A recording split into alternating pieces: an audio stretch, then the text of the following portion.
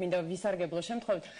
ძალიან ბევრმა ადამიანმა იცის და ყველასთვის ცნობილი არის, რომ რეგიონებში ახალგაზრდები განსაკუთრებულ პრობლემებს განიცდიან, ვინაიდან მათ ხელი არ მიუწვდებათ იმ რაღაცა მიმართულებებზე ან სფეროებზე, რაც დედაქალაქებში არის უფრო ხელმისაწვდომი. თქვენ თუ გაქვთ ინფორმაცია, რა ჭირდებათ ყველაზე მეტად რეგიონში მცხოვრებ ახალგაზრდებს, რა პრობლემების წინაშე დგანან ისინი?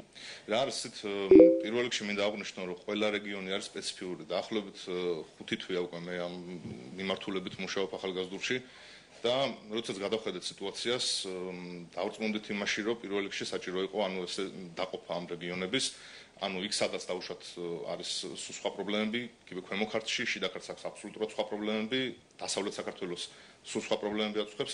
შესაბამისად, ძალიან ალბათ განსაკუთრებით რაიონებში აბსოლუტურად სხვა პრობლემებია და სხვა მიმართულებებია პრიორიტეტული, ასე ვთქვათ. დაახლოებით განსაზღვრეთ ჩვენ ეს პრიორიტეტები, ახლა ესე ძალიან რთულია, მე ზოგადად შემიძლია გითხრათ, რომ რა ვიცი, განათლების პრობლემა, მაგალითად, ჯანდაცვის პრობლემა არის აბსოლუტურად ყველგან. თუმცა ისე მიუბრუნდები ამ საკითხს, რომ ეს დაყოფა არის აუცილებელი, ერთიანად ვერ ისაუბრებ, იმიტომ რომ აბსოლუტურად განსხვავდება ყველა რეგიონი ერთმანეთისგან მისი სპეციფიურობით.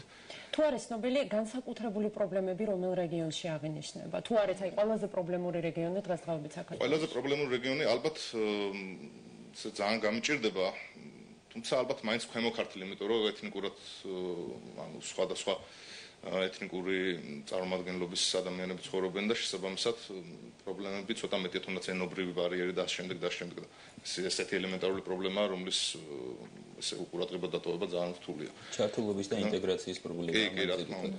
პირველ რიგში ალბათ ამ რეგიონით დავიწყებდი, დანარჩენი ალბათ მეტნაკლებად რა.